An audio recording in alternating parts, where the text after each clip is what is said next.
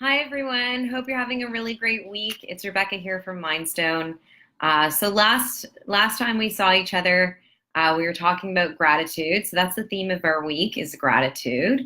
So we talked about a number of different health benefits with gratitude. One being lower blood pressure, strengthened immune system, better sleep, and less likely of having bouts of anxiety and depression. I went over the different ways that you can incorporate gratitude into your daily life. So I mentioned the gratitude journal, which according to Time Magazine, they say that a study has shown that those that do have a gratitude journal are 25% happier than those that do not. So I've been talking to a number of people, and the most common thing that they've been grateful for is their family. So definitely something that we can be grateful for. Most of us do have a nice, strong family support network. But another thing that came up in our group was conflict. So a lot of the time, even the people that we love the most, we can have a lot of conflict with. So we hear a lot of stories about what we call monster-in-laws. So we have a mother-in-law that tends to criticize us, criticize our parenting, criticize our ways of being a wife or father or husband. And we do have things like sibling rivalries as well. So we discussed a little bit about what happens when you have a conflict at home. So one of the things that was mentioned was definitely self-care. So self-care is going to be a huge component to Mindstone for a number of reasons. So one of the main ones involves the simple fact that, even though we're responsible for our families, and if you're a parent, you feel responsible for the happiness of your family. Just like on an airplane or even when you're out at sea, it's always important to put your mask on first before putting your mask on even your children to survive. So that kind of goes true for same at sea. You have to put on your own life jacket before you can put on the life jacket of others. And that just means that you need to be taking care of yourself if you think that you're going to be in a position where you need to take care of others. So that goes threefold. So that talks about taking care of yourself physically. So making sure that you're eating right, you're exercising well, and that you're sleeping well. It's very, very important to have sleep hygiene. One of the things that really does affect our resilience in terms of conflict is our sleep. So generally speaking, if you're not well, if you don't have good sleep, you're feeling tired, you're feeling cranky, you're more likely to become irritable, which can definitely affect your relationships. So definitely taking care of yourself, making sure that physically you're okay, emotionally you're okay. So that includes taking advantage of the support network that you do have. So if it's not with one or two family members, maybe it's the rest of your family that supports you, or you can reach out to some of your friends. But it's always important to have a support network, and we'll discuss the importance of support networks later on in Mindstone as well. So definitely emotional self-care. I know that in times in the group, they discussed some times where there were conflict, things got really heated. It's very, very important to have those moments alone. So if you need to take some time out, definitely take a few time outs. Make sure that you're taking deep breaths. You're really kind of winding down. Because what tends to happen is when we are in a sense of conflict, it can get really heated. And generally speaking, if we're not taking care of ourselves, we're most likely to be reactive. And when you're reactive, you tend to say things that you regret later.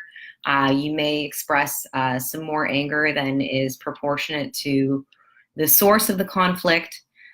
So always making sure that you're taking care of yourself. It really helps to make sure that you're healthy and you're happy, which is very important. Hi, Pia. Hi, Shauna. Thanks for joining in.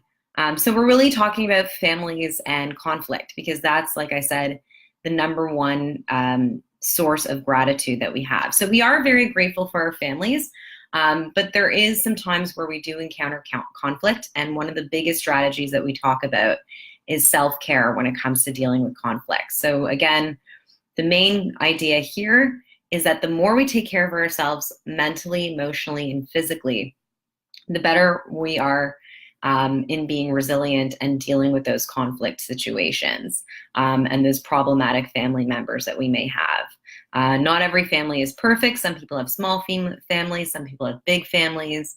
The main importance is of course, quality over quantity. So always making sure that you're appreciative of the people who are supportive of you, making sure that you're showing their love as much as you can, which can really help to strengthen your relationships. So be aware that, self-care as a strategy of conflict is not selfish. So a lot of mothers feel this way. I've heard a lot of mothers that say that, self-care, they either don't have the time for it or they feel really guilty when they get it. But like I said, just like any other person would say, that, a healthy, happy mother or a healthy, happy father is generally a better father or a better mother. You can always take care of someone much better when you're taking care of yourself. So keep that in mind. There are a number of different ways to self-care. There's everything from hygiene to grooming to, so those are all physical. There's mental, so making sure that you're giving yourself enough credit. I've encountered so many mothers that really put in, 12 hours of work a day, either working on their homes or raising their kids. And they don't give themselves enough credit. So making sure that you're appreciative of yourself emotionally, making sure that you're giving credit to that. And also mentally. So making sure that you're taking those deep breaths, you're taking time out for yourself, you're socializing with the people that you're supporting, that support you. Hi, Justin. Nice to see you joining into the group. So self-care is very, very important. We're going to go into self-care a little bit more. But once again, make sure that you're aware that self-care is not something that you should feel guilty about. Self-care is actually one of the most primitive and important ways that we can stay healthy and happy. And when we're healthy and happy, we're a lot more prepared for any conflict that can come our way. And it also builds a lot of emotional resilience. So make sure you're taking care of yourself. Definitely, like I said, you can never take care of other people if you're not taking care of yourself. And stay grateful for those moments where you do take care of yourself. For me, I'm not a mother. I don't have any kids to raise, but I am responsible for taking care of myself. And I do the things that make me happy and healthy. So right now I'm actually going to a yoga class. It's a great way to have what's called me time. And we'll talk about me time. I'd love to actually hear what you guys do for your me time. So what do you do for yourself that keeps you healthy and happy? And then by extension, keeps your family and friends happy as well. So your happiness, your healthiness definitely contributes to your ability to deal with conflict amongst your family and friends. And of course, make you more resilient when conflict does occur. So self-care is extremely important. So feel free to share with me, what do you do during your me time? What is it that makes you healthy and happy that you do for yourself and for yourself only? I'd love to hear your ideas. And make sure that you're grateful for yourself and that you give yourself a pat on the back for taking care of yourself. That'll only encourage you to do it a little bit more on a daily basis and motivate you to make time for it. So definitely a little piece for your Wednesday. We'll continue to talk about gratitude some more. Continue to give me all of your ideas in terms of what you're grateful for in your life.